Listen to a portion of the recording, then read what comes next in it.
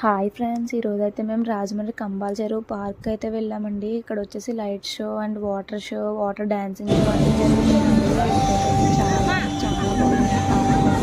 Walkable డిస్టెన్స్లో అంతా కూడా వాకింగ్ చేసుకోవడానికి కానీ పిల్లలు ఆడుకోవడానికి కానీ చాలా బాగుంది పార్క్ అయితే.